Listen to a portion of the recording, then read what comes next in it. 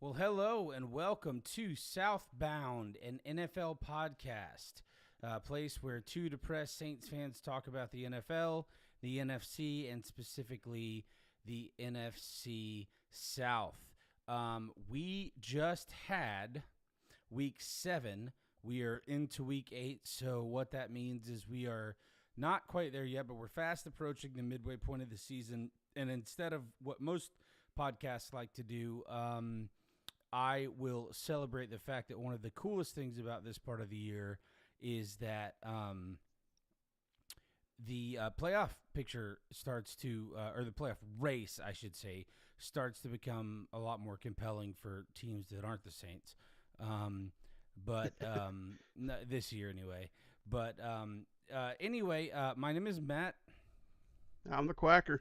All right, and so if this is your first time joining us, we host a college football podcast twice a week, and we host this on Wednesday evenings. And the format of the show is we will give you some news and notes from around the league, go through last week's games, go through the upcoming games, and then we will get out of here. So, with that being said, let's go ahead and jump into the news and notes. All right, so for the second time this season, Jaden Daniels is out for the Commanders. So he'll miss the Monday night game against Kansas City with a low-grade hamstring strain. Lucky for the Commanders, they have another Heisman Trophy quarterback on staff with Marcus Mariota. So he'll start. They have very similar play styles. They're both very mobile quarterbacks, can get around. So it's a good choice having him there, and so he'll get his third start of the season for the Commanders. The Buccaneers, boy, they're the walking wounded. Mike Evans has been placed on the IR with a broken collarbone suffered in the Bucks Monday night loss to the Lions. Matt, this will break his string of 11 consecutive seasons to start his career with 1,000+ receiving yards. Because it sounds like he's going to be out for the rest of the season. So he was tied with Jerry Rice for the most consecutive 1,000-yard seasons to start a career. Um, Well, so yeah, and you've gotta hate that because he's such a competitor. He's going to be in the Hall of mhm. Fame. There's no doubt about that at all. As a Saints fan, I am compelled to hate him as a football player because of the battles he and Lattimore had over the years, and just how bitter it is between the Saints and the Bucks, particularly with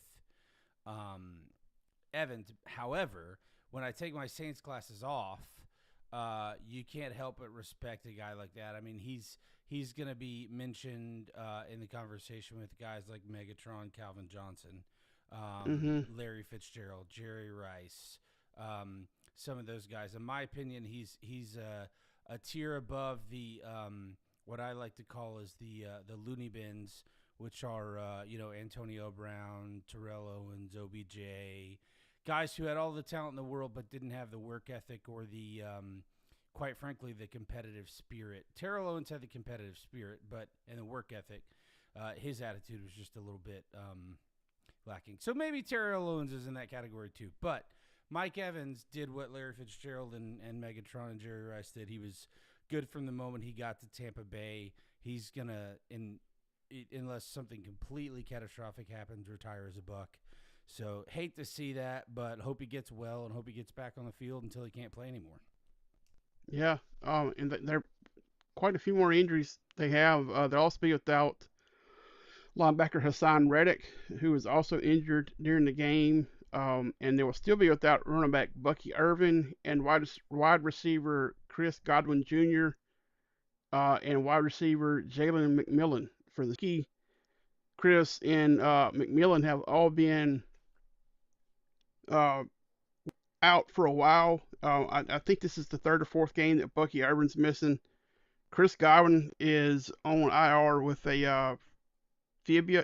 I guess he had like a fractured fibia, And Jalen McMillan, I think they're thinking he'll get back around week 9 or 10. He had a neck injury during preseason, so he hasn't played at during the season so far. But they're hoping to get him back. But he was one of the ones listed in their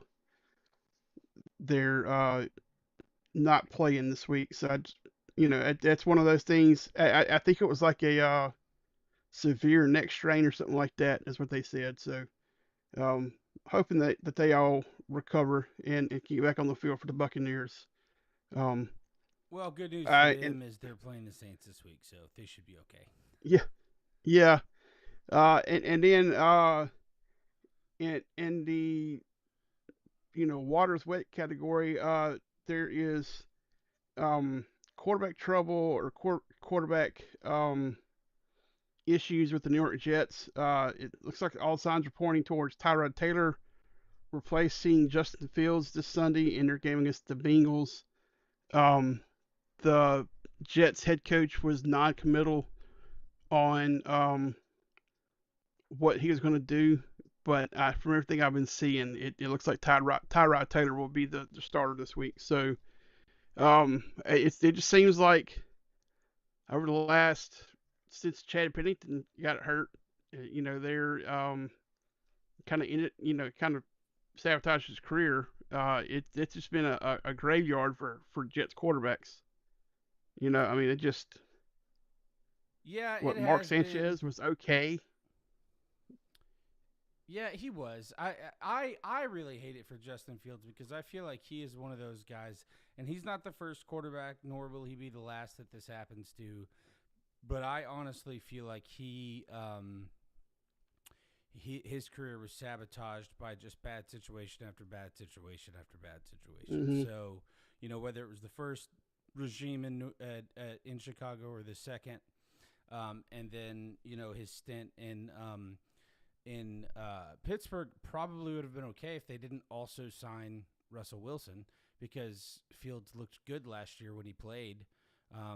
Yeah, But they favored and that would have been a good situation for him. But they went after Wilson as well, and now he's with another bad organization. So I hate that for him because I think he could have been a really good quarterback, but it's starting to look like unless he does a Sam Darnold. He's probably going to wind up being a backup for a few years before he heads out of the league. yeah, yeah. Like you say, you hate that for him. I mean, you think about some of the guys who, uh, like a Vince Young, who was drafted by the wrong team because he was drafted by a GM that wanted him with a head coach that had no desire to have him on the team. Um, and he was probably what 10 years too soon. As far as like his skill set and what you see in the league now, I mean, Jeff Fisher just had no desire to have him on his team, and so his career was a lot like Fields as far as it's what could have been. And Fields is still young enough; he can still turn things around, but he's gonna have to get away from the Jets, I'm afraid.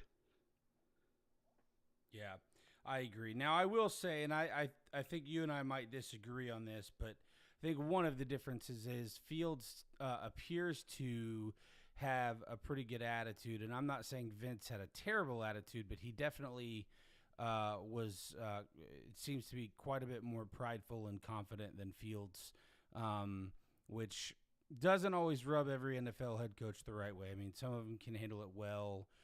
For whatever reason, it wasn't a good fit for him.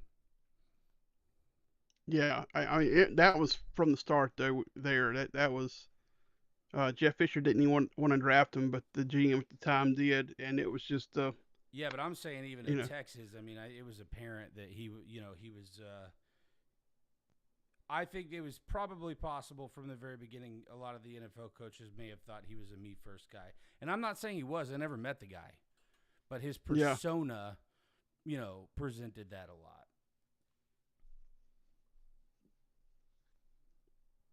yeah. I I just thought he was a dynamic player. I never thought of him as a me first, but I can also see that, you know. Yeah. All right. We have anything else in the news and notes? That's it. All right. Perfect. So let's jump into last week's recap.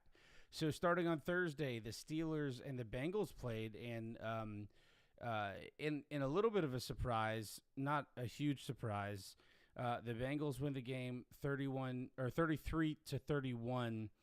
And my internet went out for like 20 minutes with about 4 minutes left in the game, and I missed the end of that game. It was a good game. Hmm. I don't have it in front of me, so I could be wrong, but I'm pretty sure that I heard during the broadcast this is only the second time two quarterbacks over 40, or at least 40, started a game against one another, and the other, or the second matchup between two 40-year-olds, the Saints and Bucks with Breeze and Brady, I think matched up 3 times, or either 2 or 3 times, but it was the second matchup of 40 or over quarterbacks with Flacco and Rodgers, so that was pretty neat. The difference is Drew Brees and Brady never looked old. Like Drew Brees started to fall off, his last year and a half in terms of just what he could do on the field, but neither one of them looked old. But Joe Flacco and Aaron Rodgers both look old. So yeah, they've got the gray hair. Yeah, that was a little weird. So, all right, and then the Saints went to Chicago. Spencer Rattler didn't have a good game, and again, I will not pick on him. I think he's done plenty given the circumstances this year. This wasn't his day. So the Saints lose to a team that, in my opinion, I know that the Saints are 1-6, and I'm a Saints fan. The Bears are 4-2, but in my opinion, I believe that these teams are fairly similar, fairly even. But he didn't have a good day, and that was that. I mean, they came out of halftime, scored right out of the gate, and it looked like it was going to maybe turn around, but then. Because it was only a 6-point game at that point, but then they didn't score again the rest of the game, and the Bears tacked on 2 more field goals. So 26-14 was the final on that one.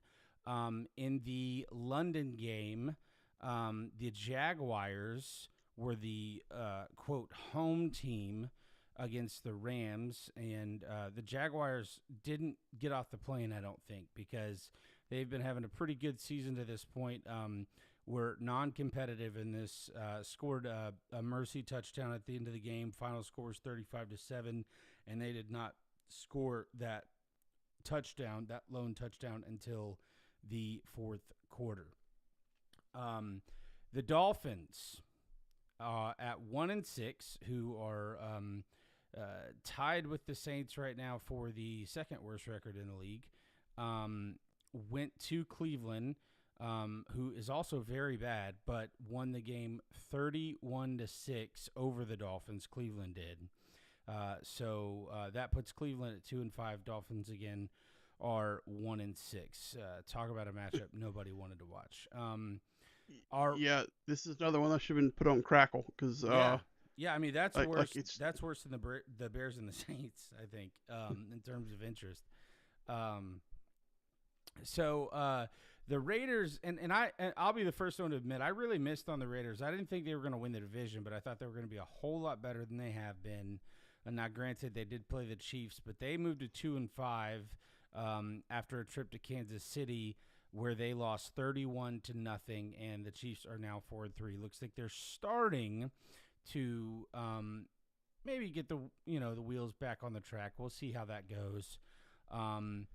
And then they finally have a full complement of receivers because I think Rashid Rice is now back from his suspension, and all their injury guys are back. A couple of weeks ago. So, So Eagles got back to their winning ways, barely. They went to Minnesota and beat a rather pedestrian Vikings team at 3-3.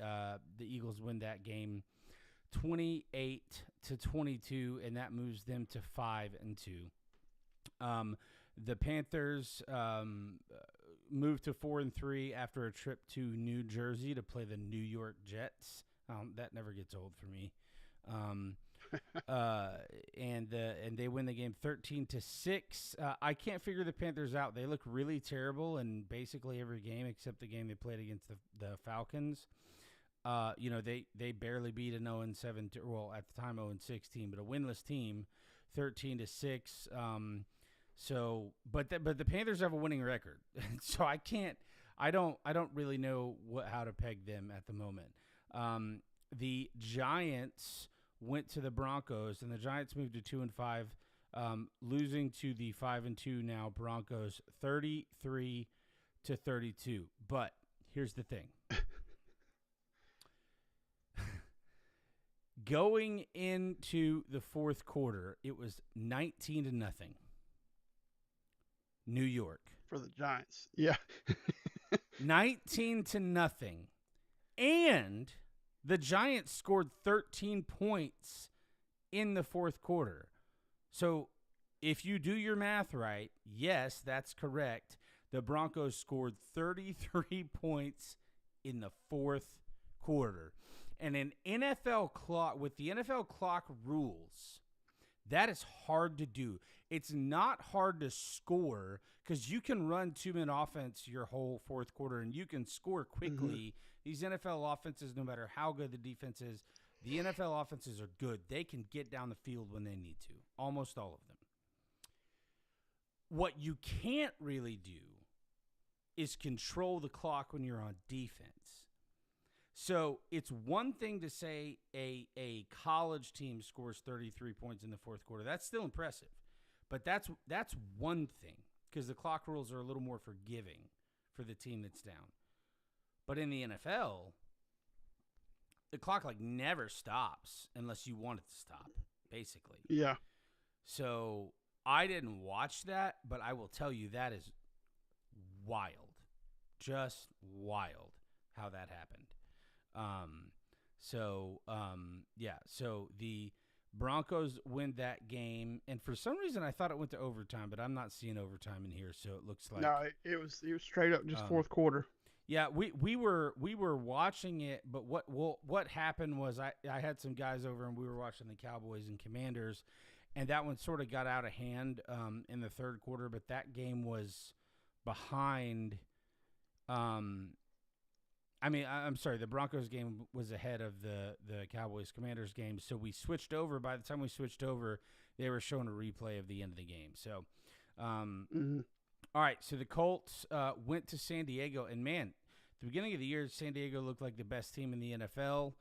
They're still 4-3. It's not like they're falling apart, but the Colts are 6-1, and I got to tell you, I don't think anybody thought the Colts were going to have a chance to win the division. I think everybody thought it was going to be the Texans. Now, I'm trying to remember, is Jacksonville in the AFC South or East? They're in the South. Okay. All right. So, yeah, I mean, the Texans, I think, were the team. But what it seems like really is the only team that's done what everyone thought they were going to do in that division are the Titans. And that wasn't hard because they're just not very good. Jags are having a pretty decent year, and the Colts look like one of the best teams in the NFL. So there's no two ways about that. And Daniel Jones is playing himself into the MVP conversation. I mean, yes, he is, and that's not hyperbole. I mean, he really is. All right. Apparently, all it takes is getting out of New York. Yeah. I mean, that might be it. So the Commanders went to Dallas, and Dallas looked like the team that all the Cowboys fans thought they were going to be before the year started. So they moved to 3-1, blowing out the Commanders with an asterisk, which we'll talk about in a second, 44-22, putting the Commanders now at 3-4. Before we talk about that, do we know how long Daniels is out? It doesn't say. It just said it's a light or mild strain. So, Okay, so he may be back. He may not miss a game then. well, no, he'll be out this game He is coming out. up. Okay. Yeah.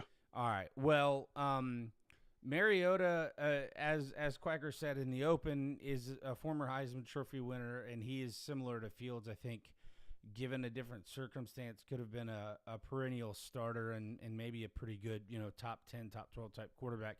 He's not that. Either his first or second drive in the game, he threw a pick six, and the wheels fell off of that game. So. Mm-hmm. The Commanders need to watch out right now because right now they're only one game ahead of the Giants for last place. And what's really interesting about this division is it's all really close to the Giants are 2-5, the Commanders are 3-4, the Cowboys are 3-1, and the Eagles are 5-2. And if you're paying attention, that means each team in the standings is only one game ahead of the team behind them. So it could shake out any different way, but the key in a game like this is it's a divisional game. So now the Cowboys, now, of course, you play everyone in your division home and home every year, so they will play again. But the Cowboys have a leg up right now on the Commanders in that regard. So hopefully for Washington's sake, Jaden Daniels can get back. Because I think Mariota's good, but he's not as good as Jaden Daniels. So, yeah. When we were doing our preseason stuff, and I picked the Commanders to win the division. One thing I wasn't counting on is the amount of injuries that they've had and the amount of injuries that Jaden's suffered. I mean, this will be at least 3 games he'll miss this year. And, that's one thing about preseason. Like you're looking forward and you're not taking injuries into account. And it seems like this year is going to be one of those years for him where it's going to be just a struggle to get through the year healthy-ish. Yeah, and the reason that I did not pick them to win was because of their age. Now, what's ironic is you could see injuries with the oldest team in the NFL, but their injuries have really been, a lot of their younger players. So yeah, that's kind of moot there. So the Packers moved to 4-4-1 after a visit to Phoenix to play the Cardinals, who are now 2-5, 27-23, decent game there. And in the Sunday night game, the Falcons went to the 49ers and lost the game 20-10. First game with Kittle back. That's Quacker's favorite player. I'm a big Kittle fan too. That was nice to see. The thing that I took away from this game, because I had some folks over, this is, I normally will watch the Sunday night broadcast. I normally won't watch the Sunday night broadcast if they have the Falcons, Panthers, or Bucks, but I did watch this one. And one thing that stood out, I don't know how many targets he had, but the guys that I was watching the game with just kept making this comment because it was crazy. Kyle Pitts had like a squillion targets in this game. I don't know how many he caught. I don't know how many yards he had, but it seemed like every other pass that Penix dropped back to throw was directed at Kyle Pitts. Which is fine. I mean, he's a good player, but I mean, thus far in his career, he hasn't maybe been quite as dynamic as his draft stock would have suggested. But that was pretty interesting against this defense for them to choose to do that. He had 7 receptions. He had the most on the team, 62 yards, 10 targets. So 10 targets. Yeah. So not as many maybe as it appeared, but it seemed like every other pass he threw was actually, he threw 38. So a little over a quarter of his passes were to Pitts, and almost half of his completions. You said he had 7 receptions. Yeah. So he went 21 of 38 for 241. So yeah, really it wasn't every other one, but it was every fourth one. So right. All right, so moving to Monday night. Did, Uh, did you talk about the Patriots Titans? I don't think I heard that one, but um um, no, I might have missed that one. Yeah, so the Patriots beat the Titans 31-13. Titans are 1-6. Patriots are 5-2. Um, I may have subconsciously missed that one because no one cares. yeah, I mean the the the the thing about that game is it's Derek May is really kind of starting to really establish himself early on as maybe a legitimate long-term starter for the Patriots. It's Yeah, um the regular effect is very real there in New England, and then of course he was at the Titans before, so it was a little bit of a homecoming for him. Even though it was yeah, because that was his first head coaching job, so yeah. it didn't end the way he wanted it to. And He's looking good. And what's interesting is his draft stock kind of fell. Either his second to last year at North Carolina or his last year, because if I remember right, because I know he was on the team in 21 because I remember watching Enter Sandman. It was the first game that fans were allowed back in the stadium after the pandemic, and the broadcasters just went off the air or just went silent and let everybody watch Enter Sandman with all the people. And Tessitore was like, yeah, college football is really back when a packed house is jumping up and down to Enter Sandman. And Derek May was warming up on the sideline. I don't know if that was his senior year or if that was the year before that. But that year, I'm almost positive he fell off. So it's nice to see, and he may have gotten injured too, but it is nice to see him kind of having, a resurgence, because you're right. He's establishing himself as a solid starter. All right, so the Texans continue to struggle after a trip to Seattle. The Seahawks win that game 27-19 on Monday night. That was the late game, and I saved hmm the early game because I love saying this. So the Lions hosted the Bucks and made them look silly. So the final score in this game was 24-9. I think I can't remember because I was watching part of this game. I think that the Bucks scored a field goal and a touchdown and a failed 2-point conversion. I think either that or 3 field goals. But either way, anytime I can say the Bucks lost, I'm happy. Now, am I happy that they lost right before they play the Saints? No, but they are coming to New Orleans, and it's on a short week for them, and they don't have Evans. You never want to see anyone get injured, but best case scenario for the Saints to play a division rival who's a lot better than them is, at home when they have a short week and they're missing a key guy. So that is week 7. So let's jump into week 8 real quick. And we will start on Thursday night, tomorrow night, 8:15 Eastern. The Vikings are headed to LA to play the Chargers. And by the way, this past Monday night was the final multi-Monday night good. event of the season. Yeah, you say good. I like it.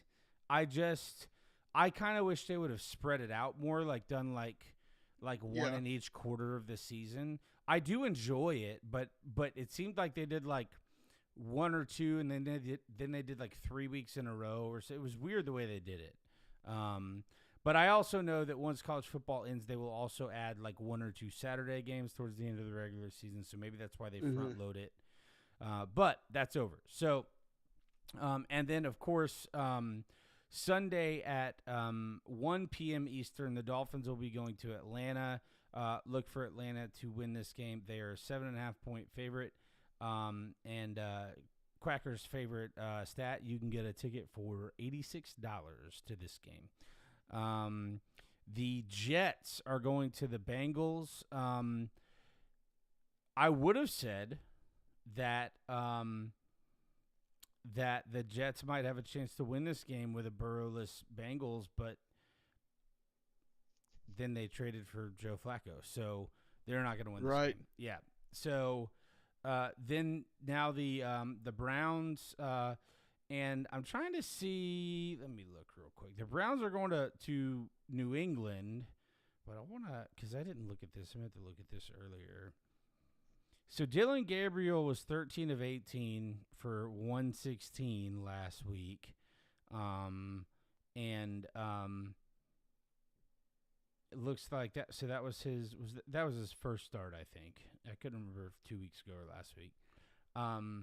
But they didn't, 18 passes for 116 yards is not great. So we'll see if that improves against a pretty good Patriots team.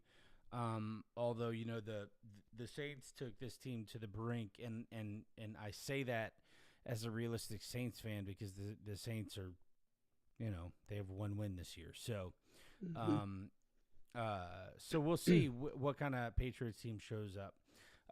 Giants, the New York Giants are headed to Philadelphia, divisional game. 2-5 Giants, 5-2 Eagles, 7.5 point spread. Over under on this seems kind of low to me, but 44.5. We'll see how that one works out. Divisional games in the NFL have been weird this year, like all across they the just NFL. played this game, like what 3 weeks ago. Yeah, I mean, obviously, I'm not telling you anything you don't know, but that's really common, like in like mid to late December and early January to see like two divisional teams play each other within 2 or 3 weeks. It's not that common, in September and October. So, like, I'm trying to think. The Saints haven't played any divisional games yet, have they? Until this week? Yeah. So this is their first one. All right. So then the Bills are headed to Carolina. On paper, you would think that the Bills will win by 100, but like I said, I mean the Panthers are 4-3, the Bills are 4-2. Buffalo is a 7.5 point favorite, so you would think that they would win this handily. But like I said, the Panthers have looked pretty bad this year, but they have a winning record. So it's going to depend on like which Carolina team shows up. And this Bills team is coming off a bye week, so they're rested and ready to get back in there. So I would think that the Bills win this one comfortably, but yeah, you would think for sure. But this has been a weird season. Speaking of weird things, the 4-2 Bears are going to the 1-5 Ravens. Now, listen, guys. We are now approaching, I think around week 3 or week 4, I said the Ravens are still going to make the playoffs. Everything's going to be fine. They'll get it sorted out. We are now approaching, we're probably 2 to 3 weeks away from their realistic chances of making the playoffs being close to 0. Mathematically, obviously, everyone is still alive right now. But they're 1-5. But check this out. 1-5. 1-3 at home, and the Bears have a winning record overall and a winning record away, 2-1 away. But Baltimore's a 6.5 point favorite. Now, to me, that just seems like these betting lines are set based on where the money moves, where the money goes. I wonder how much of that is insider information, which of course some of it certainly is. But I think some of it is also name recognition and everything. So interesting. At the beginning of the season, I would have said the Ravens would win this game by 30, but I don't know. Ravens have not had it this year. And I think Lamar Jackson's still out. Yeah.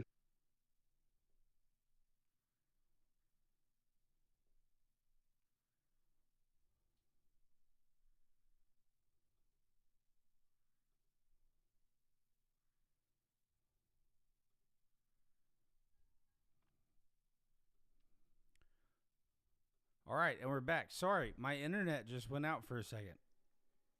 Must have I heard heard you me. say what's crazy, and then it just completely froze up on me, and that Yeah, was yeah, but that was my internet because it just started asking me if I wanted to connect to my phone. I don't know what happened, but we're back. So sorry about that.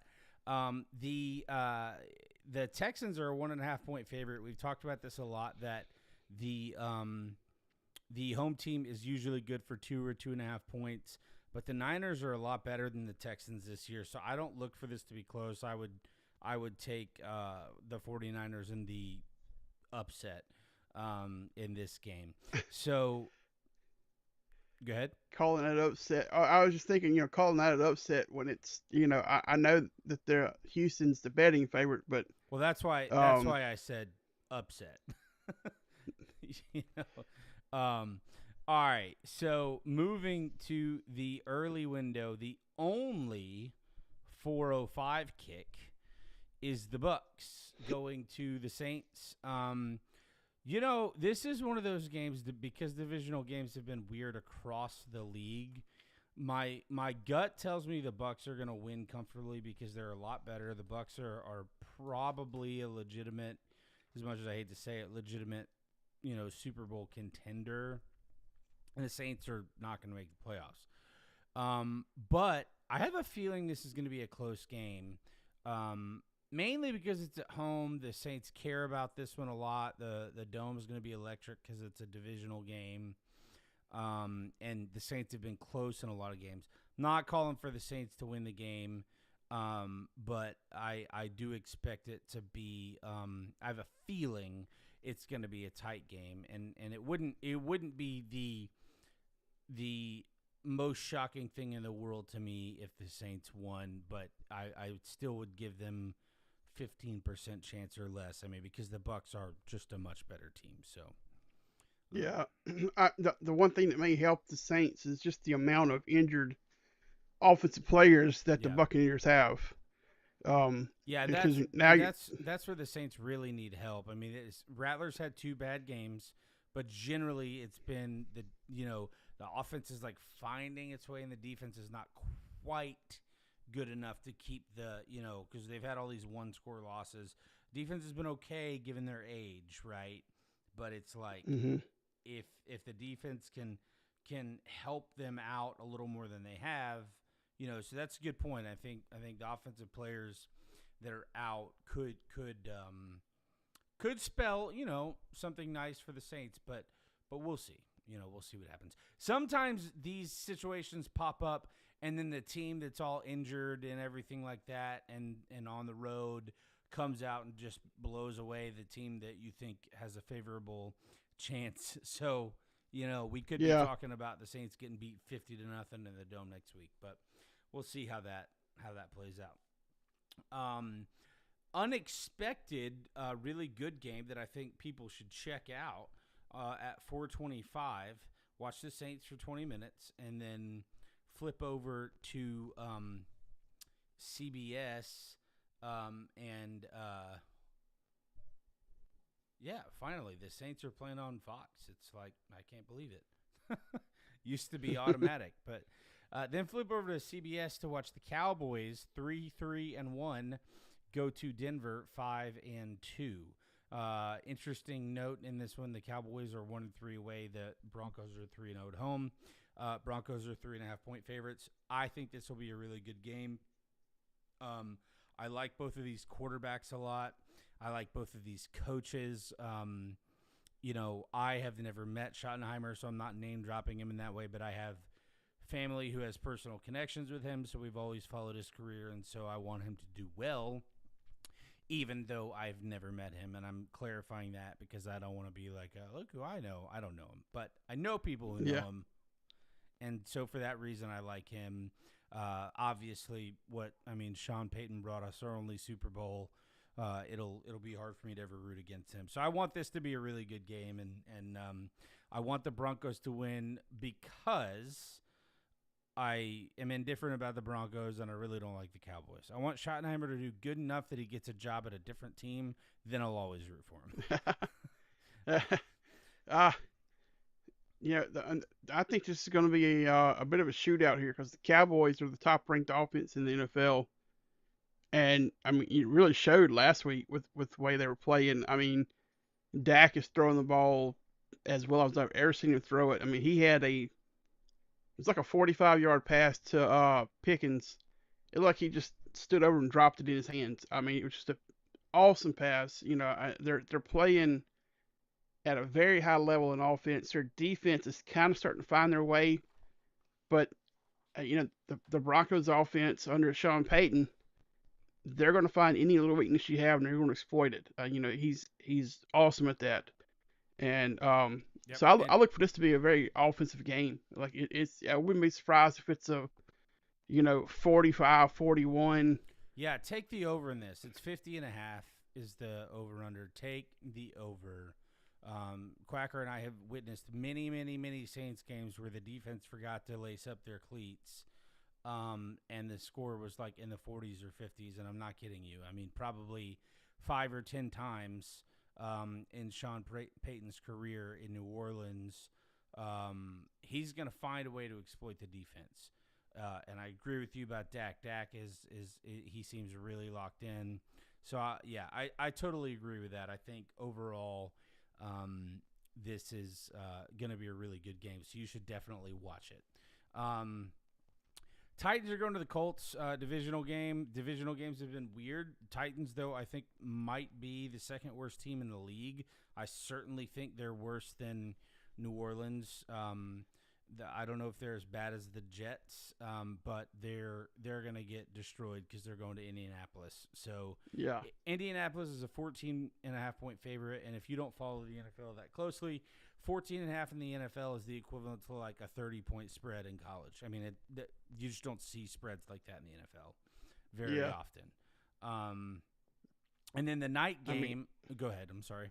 well, the Titans they fired their head coach already this season, so they're already in the interim uh, coaching space. So it's already one of those situations where the season has already spiraled to the point that it's they've given up on this current regime. Yeah. So it's I mean the players are going to do what they're going to be professional. They're going to go. It's not like in college where when a coach gets fired, a lot of times the season just continues just to circle the drain.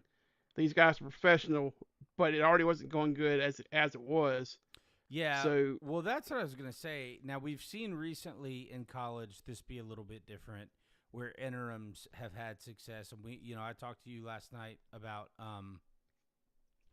how I actually feel like a place like Florida, they might actually get a little better because of the talent and the staff they have on the defense right now in place with a different play caller. But in the NFL, I think that's kind of sometimes can be the norm. You just get, we saw that with New Orleans last year. Once Allen went out the door, I can't even remember the guy's name, the special teams coach who took over. Darren something maybe, was it Darren Rizzi? Is that his name? Rizzy, yep. He, towards the end of the season, it wasn't great, but he won a couple of games. And I think that's because, like you said, they're professionals. They know what to do.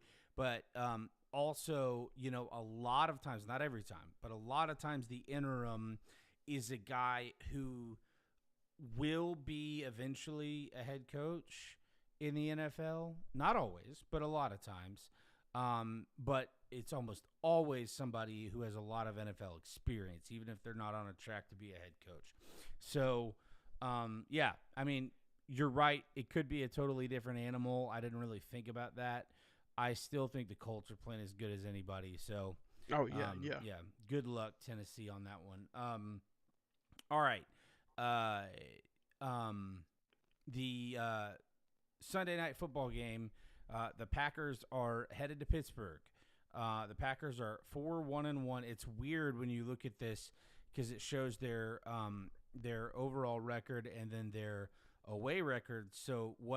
But there's just a comma and it says 4-1-1-1-1-1. So it's just a weird thing to look at.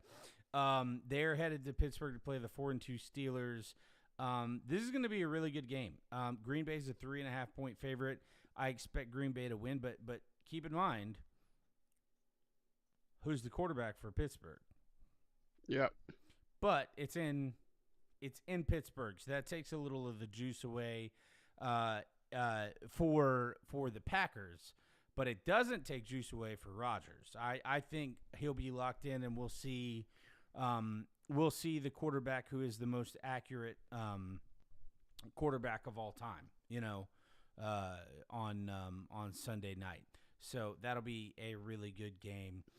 And then finally on Monday night, the Reeling Commanders are going to Kansas City to play, like I said earlier, a team that looks like they're getting the wheels back on the track. Might not be that close of a game. And again, big spread on this one, 12.5 in favor of Kansas City. We'll see what a week of prep with Mariota knowing he's going to get all the snaps. We'll see if that helps. Yeah. But likely this will be a Chiefs win. Hopefully it's not a blowout because it's the Monday night game. Like, it'd be nice. And then the teams off this week are the Lions, Raiders, Rams, Cardinals, Seahawks, and Jaguars. All right. So a lot of off teams this week. A lot of off teams, and we're getting into that time of year where most of the college teams are either taking their second bye week in this week or in the next 2 or 3 weeks. NFL teams are getting into their bye weeks. I think we saw there are a handful of NFL teams that don't have their bye week till like week 12, which is crazy, to go that long without. But again, one of the things that I think is awesome, again, about this time of year, once we, because in the NFL you only get one bye week, so, which really they should get two, and if they do move to 18 games, I think you'll certainly see an extra bye week added. Yeah. But, which, I don't know if that's official yet or not, but it looks like if it's not official, it's imminent. So, but the reason I love this time of year is because bye weeks are starting. Both leagues are within the next couple of weeks are going to be over with, which means we're just going to be saturated with games. We're going to be saturated with games that matter for coaches' jobs, games that matter for playoff positions, games that matter for conference championships, games that matter for divisional races. Once we get past Thanksgiving and the leaves, start to turn brown and the cornucopias are out. Is that what it's called? The cornucopia? Yeah. Okay. I don't know why I said it and then I was like, I feel like that's wrong. But then we're officially in the bread and butter of football season.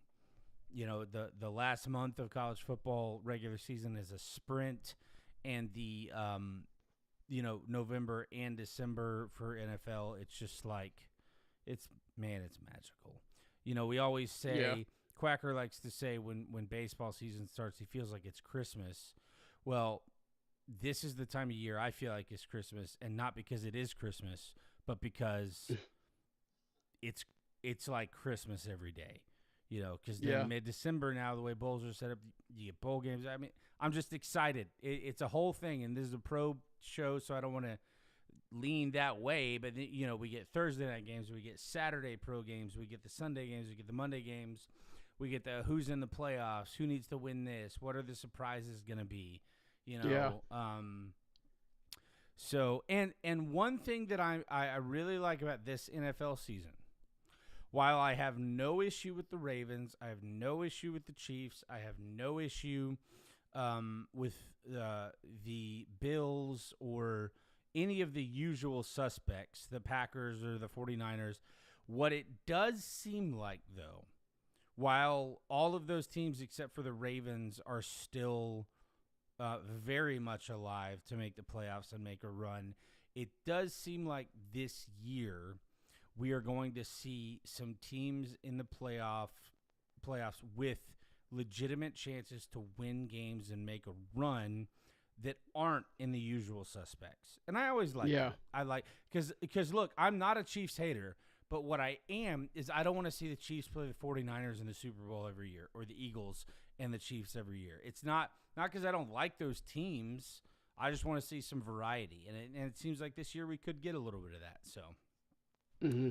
um, Yeah, I mean, you're seeing teams now that historically have been perennial playoff teams that you haven't seen in there in a while, like the Colts.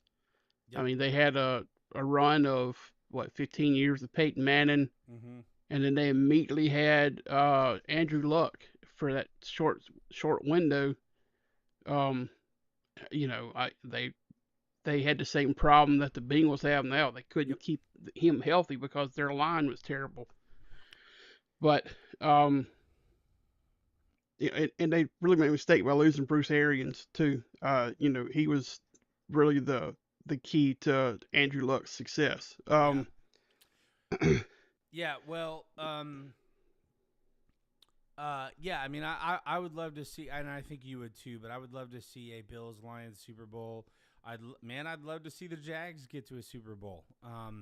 They've never been. I'm a Trevor Lawrence fan. I'm not a Jags fan, despite the color of my T-shirt. But I am from Florida, and they're not in the NFC South or the Dolphins, so I don't have anything against the Jags. Um, A yeah, nice stadium for yeah. another few weeks. Well, yeah. Then it's going to be a spaceship. So I don't know if you've seen the renderings, but it's going to be amazing. By the way, speaking of which, interesting news. I don't think we covered on the podcast.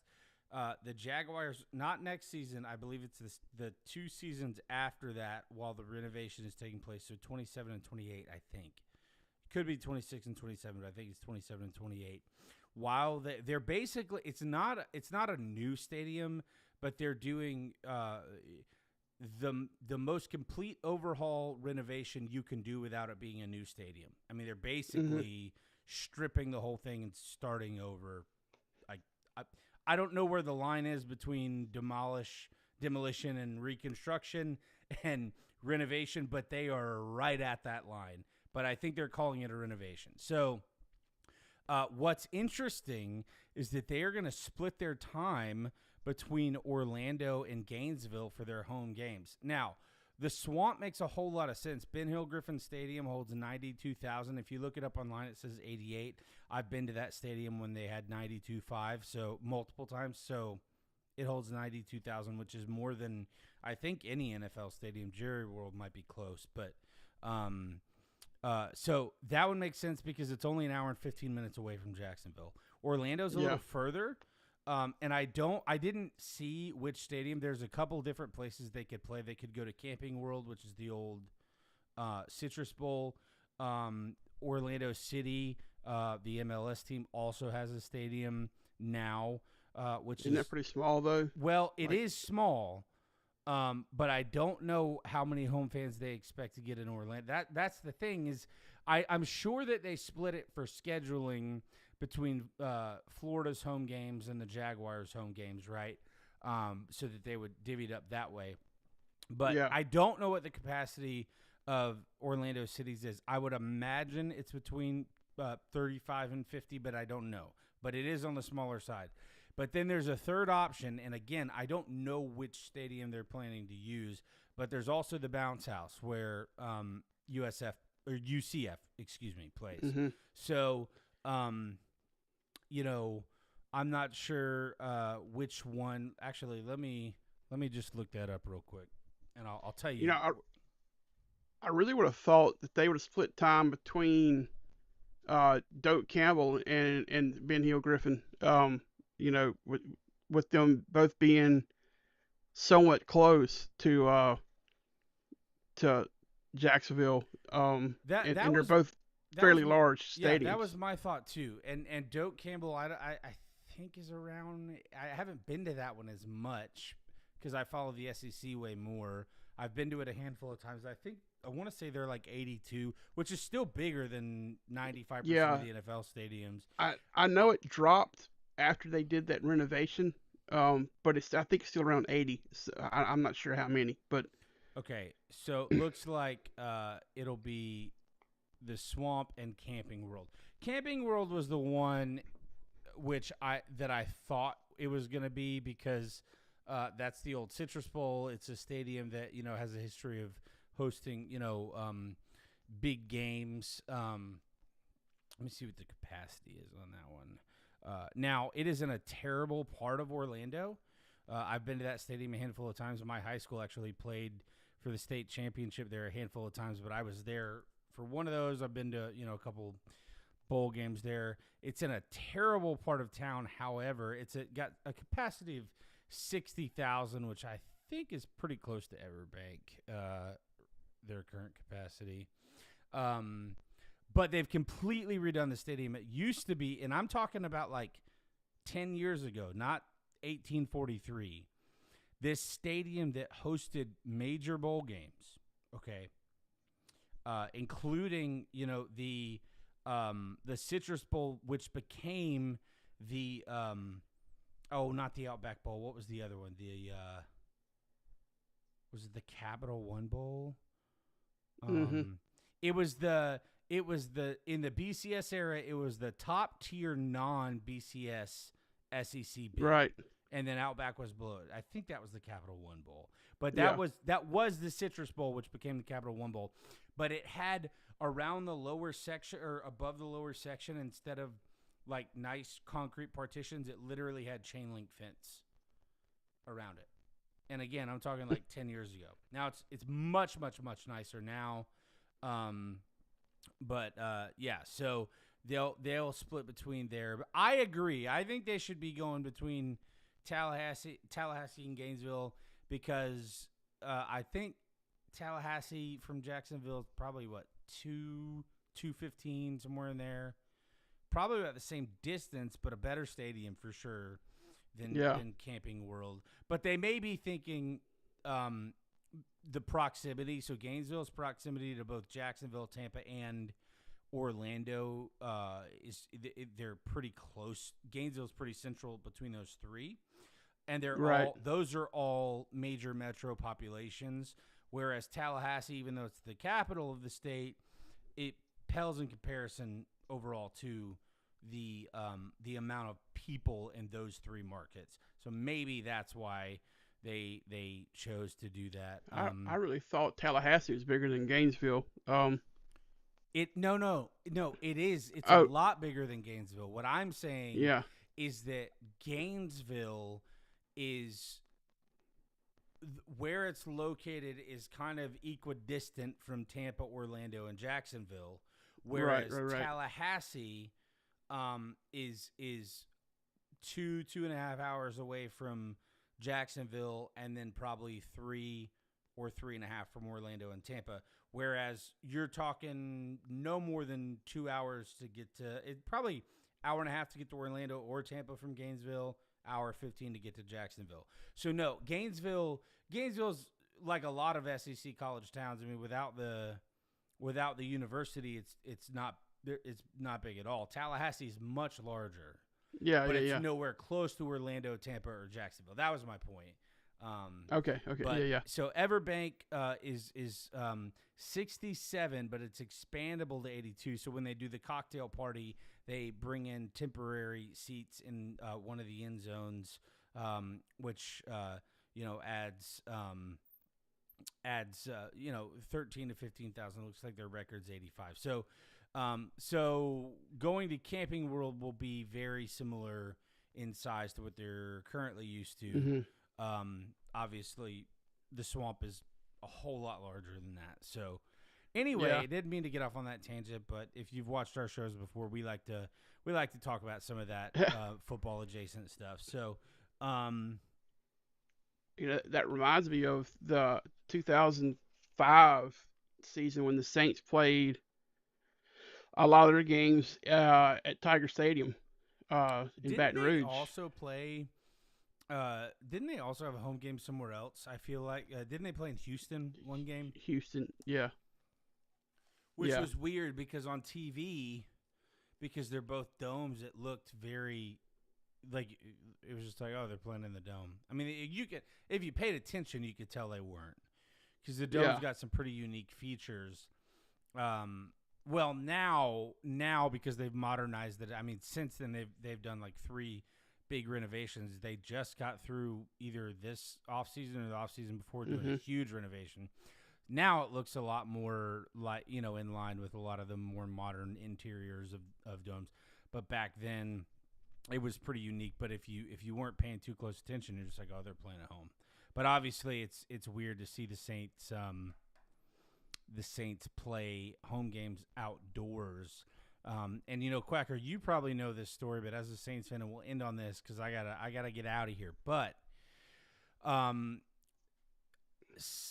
don't know. I think it was the NFL commissioner when New Orleans was bidding to get a team. The NFL commissioner hosted a game, either hosted a game or went down to see Tulane or something like that. Went down for a game in New Orleans and said he would not allow a professional team in the state of Louisiana without a dome because the weather was so brutal. Like talking about the heat and the humidity, which I think is funny because if you've lived, Quacker and I know all about this, but if you've lived in the Deep South, and what I mean specifically by the Deep South is east of Texas, south of Arkansas, and Tennessee. So basically that's going to encompass western South Carolina, Georgia, Alabama, Mississippi, and parts of Florida. Now, the part of Florida that I grew up in was North Florida, but I lived on the Gulf Coast. So what we had, I moved when I was 29 out of Florida for the first time, and I moved to central Alabama, and I was thinking that'll probably be pretty similar. It was so much worse because what I didn't realize that I'd had my entire life, because I'd never lived more than 10 miles from the Gulf, was I had a sea breeze that even though it was humid and it was muggy and it was hot, there was always a little bit of reprieve. Well, when you get into Alabama or Mississippi or Louisiana and you're not close to the water, you don't get that. And I don't care if you're by a swamp or by a lake. It's just wet and gross, and it sucks. Now, I'm not saying they're not great places to leave. What's that? It's even more wet and gross when you're by the swamp or you're by a river. You can jump in, but there's you might probably something swimming in that. Yeah. Of course, we've got the alligators and the crocodiles as well in Florida, but that's why nobody goes swimming in freshwater in Florida. We just go to